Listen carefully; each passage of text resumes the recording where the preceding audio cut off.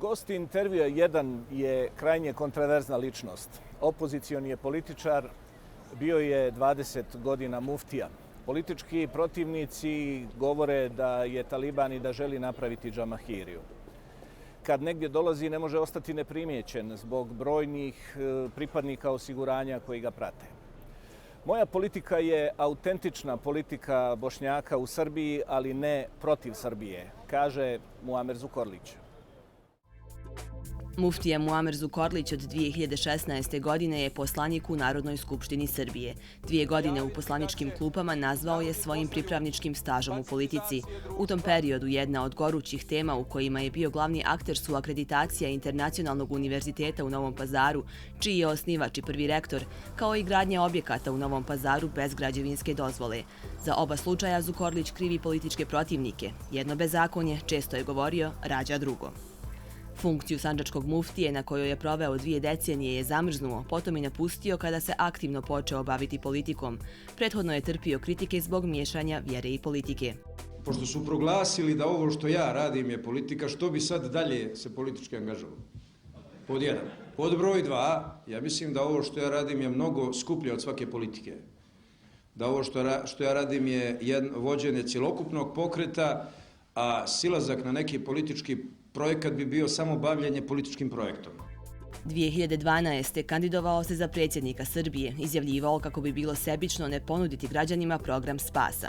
Moja kandidatura je pobuna protiv jednog brutalnog osporavanja elementarnih prava Bošnjacima Sandžaka, protiv brutalnog kršenja tih prava i permanentne diskriminacije. Osnovao je političku partiju, dao podršku Aleksandru Vučiću, prijavio je boravište i glasao u Srebrenici. Moj motiv za ovaj gest je prevashodno moralno-patriotske prirode. Zukorlićev lik i djelo često privlače pažnju. Njegov izgled, retorika, čak i porodični život česta su tema srbijanskih i regionalnih medija. Tvrdi da mu je više puta prijećeno smrću, čak i od takozvane islamske države. U biografiji navodi da se rekreira obilaskom sela, malim fudbalom, tenisom i borilačkim vještinama. Ističe i da je žena nacionalni heroj i treba imati zaslužen status u društvu. Učestvovao je u osnivanju više obrazovnih institucija, izdavačke kuće, medija, udruženja. Završio je Gazi Husrev Begovu medresu u Sarajevu, diplomirao u Alžiru, postdiplomski studij završio u Libanu. Doktorirao je 10 na univerzitetu čiji je osnivač.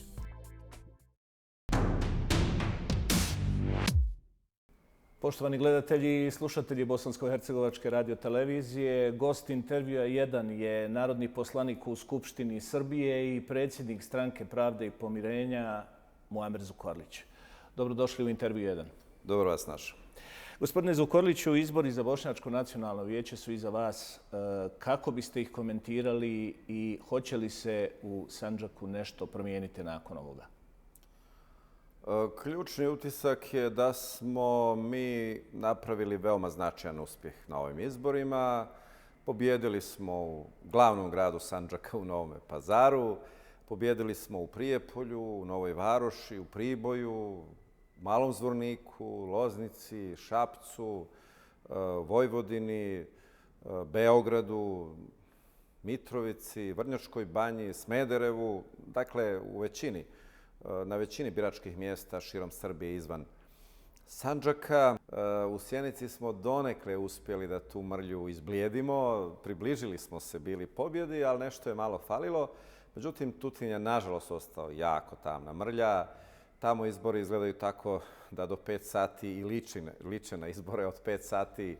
Grupe huligana su na svim vratima svih izbornih mjesta, presija, presing, fizički, verbalno na članova biračkih odbora i tamo gdje se probija obruč, onda se kutije pune i tu se napravi ta razlika od preko 3.500 glasova koji zapravo na neki način i formalno odluče izbore. Dakle, to je ono što je drugi utisak. Treći utisak je da je najveći gubitnik čak i neko ko je doživio debakl. Dakle, Rasim Ljajić je potpuno izgubio ove izbore.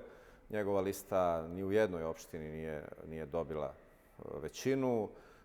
Tako da je to jedan veoma važan utisak. Naš put je bio put umjerenosti, put sredine, put gdje u ovoj fazi zapravo investiramo u budućnost, u političku budućnost Sandžaka, pogotovo kada se uzme u obzir da naš zahtjev za političkom promjenom nije samo tehnički, ne tiče se samo toga da jedna partija ode sa vlasti, druga da dođe. Ne, on je konceptualan, on je suštinski.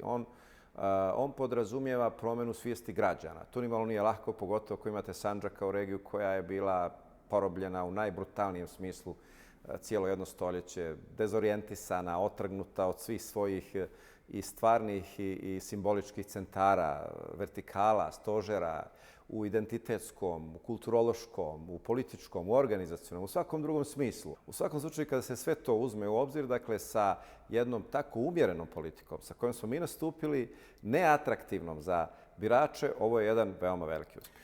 Je li vas zabrinula taktika vaših političkih protivnika? Glasajte za bilo koga, samo ne za Muamera Zukorlića. Jeste li se osjetili izolovanim? Ne, osjetio sam se autentičnim. Potpuno autentičnim sam se osjetio jer tako se udara na one koji su potpuno originalni i one koji su principijalni, koje ne možete da uplašite i ne možete da potkupite. A s druge strane, takva taktika ili takva strategija ili takva retorika zapravo više govori o njima nego o nama, zato što to je retorika mržnje i isključivosti. Znači, to ne radi se ni o kakvom principu. Ne radi se o tome da oni kažu tvoj program ne valja, naš je bolji. Ili tvoji kadrovi ne valjaju, naši su bolji. Ne, nego se radi o jednoj mržnji, političkoj mržnji koja je prosto toliko demaskirana i to ćete jako rijetko čuti u političkoj retorici pristojnih, dakle, organizacija. Tako da me to nije zabrinulo. Naprotiv, čak mislim da to ubrzava političke procese u Sandžaku. To pojednostavljivanje scene. Ipak na drugoj strani je nekoliko političkih subjekata i jedan broj nevladinih organizacija koje zaista predstavljaju ozbiljan front u tom protivničkom smislu. Kvantitativno je to veoma ozbiljan front. Ali s druge strane to je nama priznanje. Jer što je kompleksni front sa druge strane, to ukazuje na naš značaj i u suštinskom, ali isto tako i u smislu važnosti i snage. Jer što vam više okupljaju protivnika, to znači da vas respektiraju i to znači da ste veoma bitni, a ponavljam i autentični. Sada šta tu upada u oči? Dakle, tu upada u oči sljedeće. Neprincipijelnost unutar tog fronta, cjelokupnog fronta, toliko stranaka, toliko nevladinih organizacija, toliko javnih subjekata, toliko kriminalnih grupa itd. Imate retoriku i politiku Sulejmana Ugljanina koja je ekstremno radikalna, nacionalistička, udara direktno na Srbiju, na Vučića, na to da je to bio njegov obračun sa njima itd. Ok, to je njegovo pravo i njegov način. A s druge strane imate njegovog saveznika, potpredsjednika Rasima Ljajića koji je miljenik svih vlada Republike Srbije zadnjih 20 godina. I mislite li da je to normalno? I mislite li da je to moguće prihvatiti kao nešto što je i etički i politički u redu? I tome se Beograd optužuje da je podržao otvoreno vašu listu. Tako je, još jedna besmislica, jedan paradoks u toj cjelokupnoj histeriji straha od nas, gdje sam ja upravo od te grupe nevladinih organizacija, dakle, bio ocjenjen kao neko koga preferira srpski beogradski režim, a dio tog režima je potpredsjednik vlade Rasim Ljajić koji ima u jednom ministarstvu četiri resora. Dakle, to su zapravo paradoksi koji raskrinkavaju cjelokupnu tu koaliciju, taj savez protiv mene, ili protiv nas, zato što se ne radi dakle o političkom, principijelnom ili konceptualnom razilaženju, već se radi o tome da oni zapravo imaju nekoga ko potpuno iskače iz njihove moralne matrice. Nekoga sa kim ne mogu korespondirati po dosadašnjim njihovim obrascima, to su obrasci mrkva štap. Neko koga ne mogu uplašiti, ne mogu potkupiti. Dakle, to koliko god mi u nekom trenutku smetalo da su navodno oni toliko postali jaki zbog te koncentracije okupljanja toliko subjekata, s druge strane mi zapravo to samo ovjerava našu kvalitativnu autentičnost. S druge strane imate još jedan paradoks. Znači imate ovakvu, recimo, nacionalističku retoriku Sulejmana Ugljanina, ekstremnu, onako van čak elementarne pristojnosti, a s druge strane imate grupu nevladinih organizacija koji su se decenijama predstavljale kao građanske, kao progresivne, antinacionalističke i sada vidite oni podržavaju nacionalističku retoriku Sulejmana Ugljana. Dakle, to je raskrinkavanje jedne cjelokupne političke hipokrizije među njima. I ma koliko to bilo neprijatno za posmatrati, pogotovo ma koliko bilo neprijatno biti meta svega toga. S druge strane, mene to raduje jer je raskrinkavanje hipokrizije jedan od najboljih načina ubrzanja političkih promjena. jedna sličica koja je važna iz tog izbornog perioda. Kažu, ako hoćeš da uvrijediš Bošnjaka, dini mu u džamiju. Šta je sa pozicijom Arab džamije? Jedni kažu obnavlja se, drugi kažu srušena je. Dakle, radi se o jednom vrijednom istorijskom spomeniku kulture. Šta je pozicija tog spomenika? Da ste pratili situaciju u Sandžaku proteklih godina, bilo bi vam sve jasno. Znači, kada je obnavljana stara Novopazarska banja, bila je potpuno ista hajka. Kada je obnavljana Altunalem džamija, ista hajka. Kada je obnavljana Sinan Begova džamija na parku, ista hajka.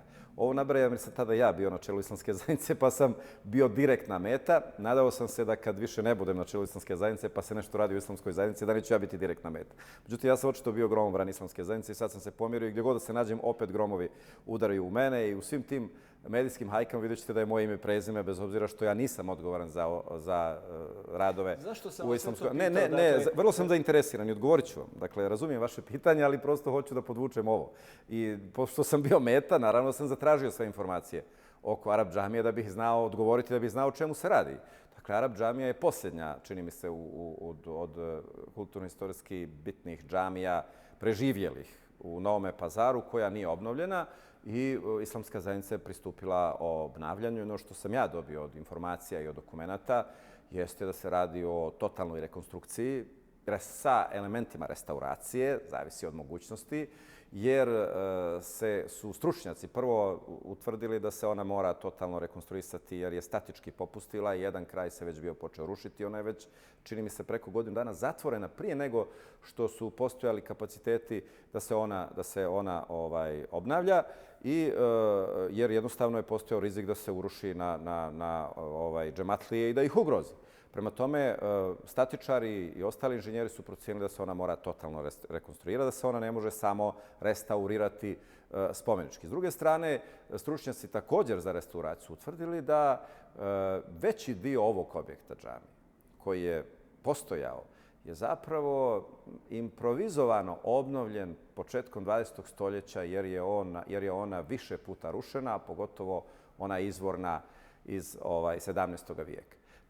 Tako da su oni preporučili u toj totalnoj rekonstrukciji obnovu sa maksimalno autentičnim materijalima na način da se veći dio objekta morao ukloniti. Vladajuća struktura Rasima Ljajića to smatrala kao zgodnim da se ta islamska zajednica koju sam ja vodio 23 godine, koja je meni bliska, da ona tako ruši džamije i onda sad kad imate još medije koji objave naslov srušena Arab džamija, sa i tako dalje, za neupućene to djeluje grozno kada onda još slikate tamo stanje porušene džamije. Pogotovo za Bosnu je to veoma osjetljivo, zemlju koja je preživjela rušenje stotina džamija tokom rata, pa onda te slike srušene džamije.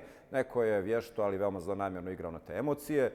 Sasvim je jasno, evo ja mislim da čak imate tamo i tablu sa skicama iz projekta kako će ta džamija izgledati kada se obnovi. Već to možete da vidite. Radi se o maksimalnoj zaštiti i u vizualnom i u strukturalnom smislu, kao što se desilo i sa ostalim džamijama.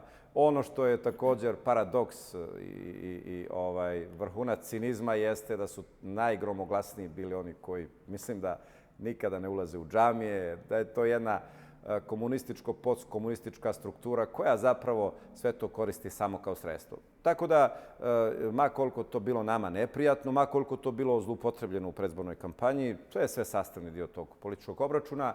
Ono što je činjenica jeste da će nakon što sve to prođe, nakon što džamija ponovo bude u svome maksimalno izvornom ruhu obnovljena, dakle oni koji su to govorili će morati da sagnu svoje glave ili možda da traže neku novu priliku da izmisle neki novi problem. Sjećate se hajke ove zgrade u kojoj trenutno sjedimo kada je ona isto tako obnavljana sa izvjesnim proširenjima. To je bila najžešća hajka gdje sam ja recimo bio, to je primjer, pretpostavljam, u novinarstvu, da sam na naslovnoj stranici jedni od najpoznatijih beogradskih novina, Blic, poznatih novina, bio na naslovnoj stranici 6 dana uzastopno. Znači više nego tsunami u Indoneziji, više nego svi zemljotresi ovog svijeta. Znači mislim da sam oborio rekord, da sam 6 dana lično svojim likom sa sve zgradom bio na naslovnoj stranici tih novina. Zašto sam pitao, dakle, upravo želeći ilustrirati šta sve može biti model i alat, sredstvo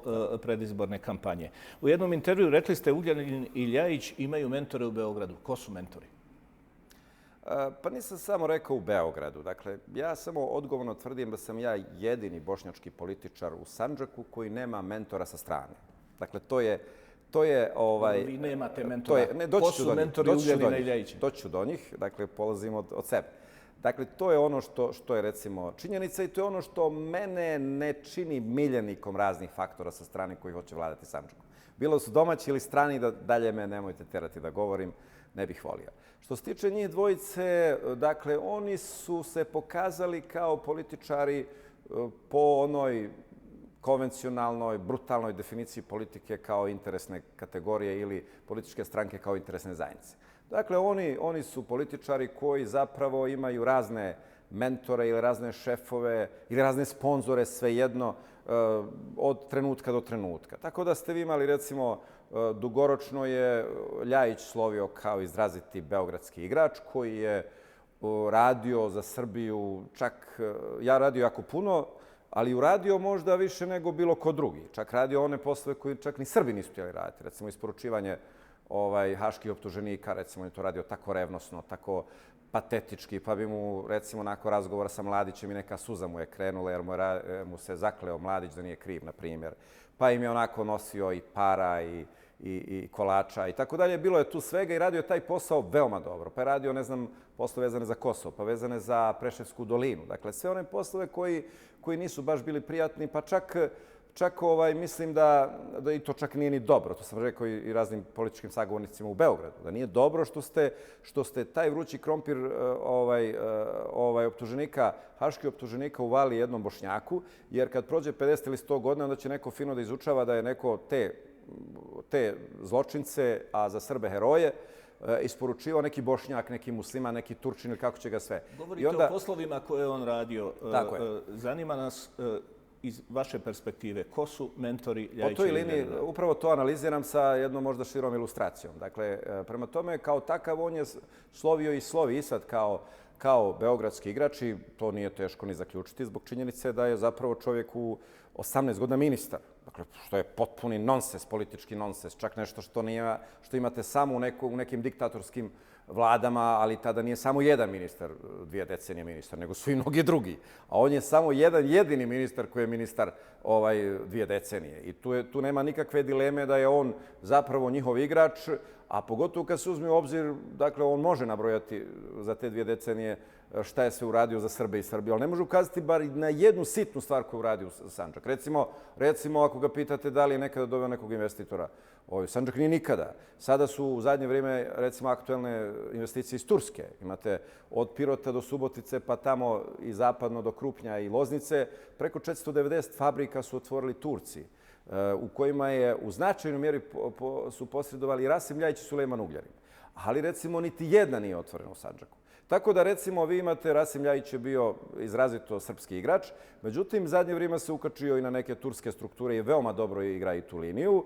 Dakle, radi se o interesnim kombinatorikama. Ugljanin je slovio kao turski igrač koji igra sa Srbijom, dok je to funkcionisalo sa Tadićem i Koštunicom. Ljajić je slovio kao srpski igrač koji igra sa Turskom, ali je to onako išlo talasasto s obzirom na njihove mogućnosti.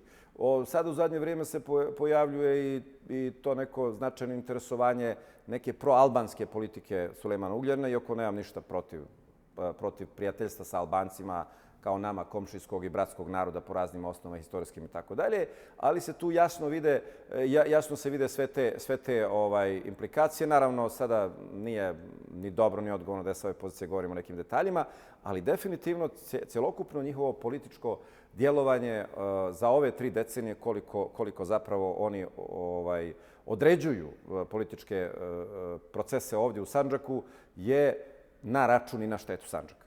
Vaši politički protivnici tražili su od Reisa Kavazovića da ne dolazi, da ne prisustvuje vašim izbornim skupovima.